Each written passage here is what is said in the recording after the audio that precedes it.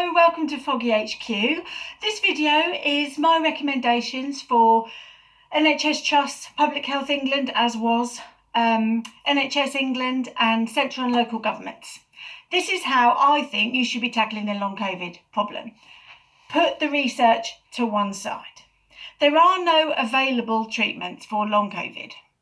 And this is what's happening with patients at the moment and has been the case since last March when I became a long COVID patient. So patients get sick. The GP may or may not believe that the patient has had COVID. The patient may or may not be referred to a long COVID clinic. And the patient may or may not be on social media and have seen posts from MECFS and long COVID advocates saying rest. So you need to support the people that are not on social media. And this is how you do that. You implement a social media communication strategy. And on every single platform available to you, you say, if you do not recover from COVID-19 within the first 2 weeks, we would encourage you to rest.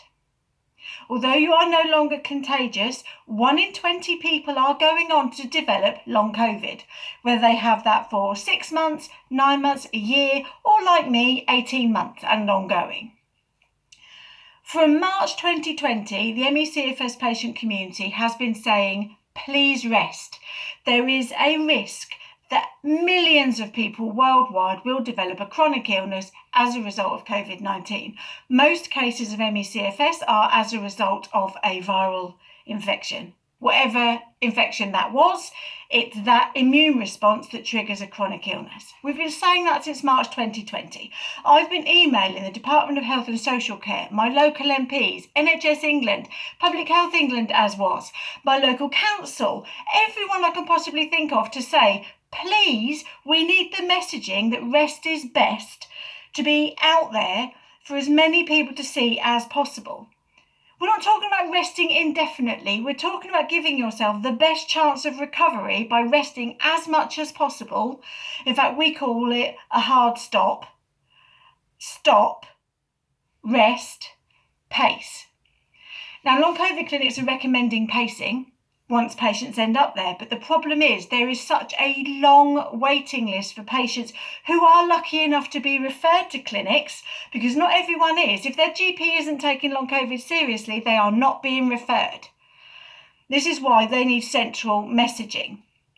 You need to be saying what I've been saying and what many other MECFS and long COVID advocates have been saying since March and August 2020, because long COVID wasn't coined until August 2020. And I've lost count of the amount of long COVID patients or people that previously identified as long COVID posting on Twitter or Facebook, thank God for the MECFS patient community, because I didn't know not to push through. Even this morning on Good Morning Britain, they were talking about, should people go into work while they're still sick? Yeah, fine, we need to boost our immune systems. They were talking about the common cold. But when you do that with COVID, you push past your available energy levels. So basically, MECFS, at the very core of our disease, our bodies are unable to create or use energy effectively. We're knackered at a cellular level.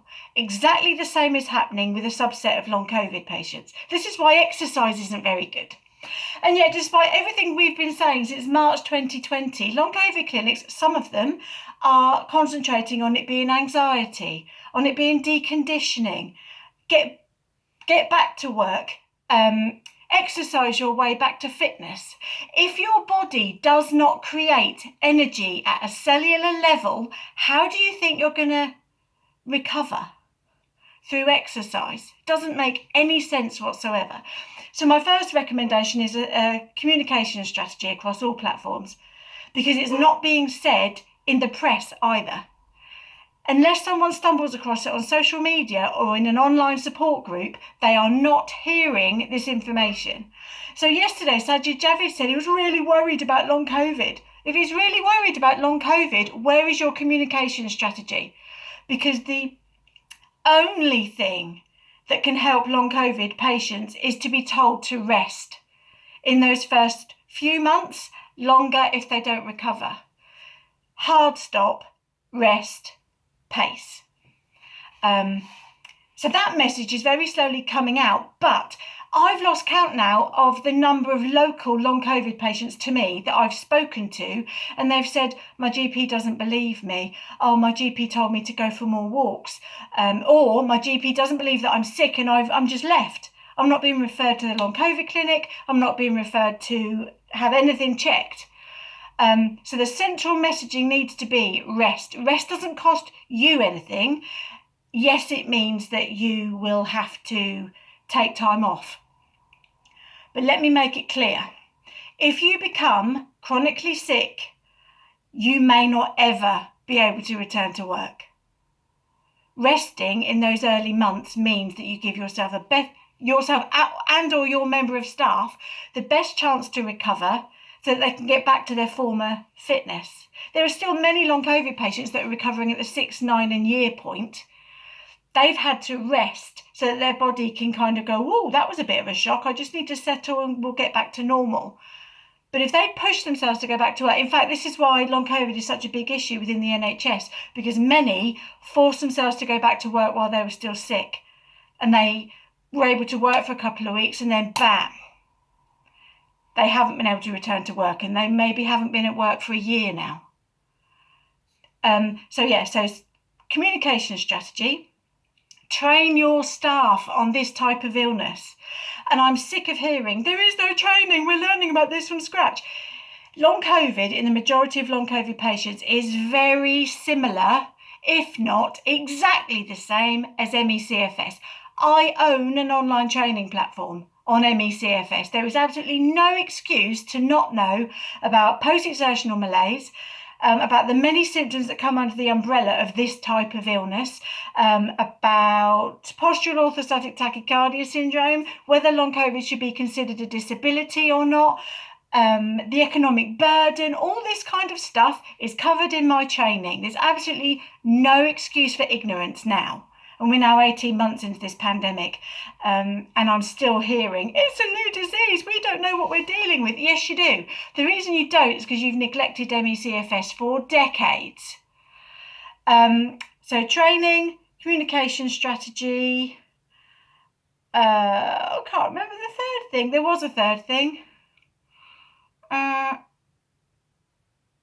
No, can't remember, it's gone. But the key thing is communication strategy. Because at the moment, long COVID patients are floundering if they're not on social media. Social media is the only place they're getting any support. And long COVID is affecting people of any age. So if you're in an age group that's less likely to be on social media, less likely to think, oh, there's a support group on Facebook for that, you're left floundering. And I personally have 5 friends who've had long COVID. Fortunately, 3 of them are fully recovered now, but they had it for 9 months. And the only way they got any information was from me. So come on, pull your finger out, central government and local governments. This is a crisis. It's an epidemic within a pandemic. And as much as I would love to be long COVID is a separate issue, I will concentrate on ME/CFS. Many long COVID patients are now being diagnosed with ME/CFS. This is my problem. This is my issue that I've been tackling since 2014, since 2019 when I launched Stripy Light Bulb. This is what I do. I am an expert. I know people don't like bunny ears, but I am an expert in this type of chronic illness. You don't need a medical degree to understand it. My training is from a patient perspective in terms of I use scientific evidence throughout, but the way I explain things is how I would explain it to a patient. I don't expect them to understand medical terminology either. And you learn how it affects the patient rather than how the government would like you to treat this disease. But yeah, exercise is bad, rest is good. That is my central message. Anyway, thank you very much for listening. Please do get in touch with me if you want to know about Stripy Light Bulbs training. There are group licenses available. You could train all of your staff in one hit. Awesome. Or my advocacy. Please do get in touch. Thank you.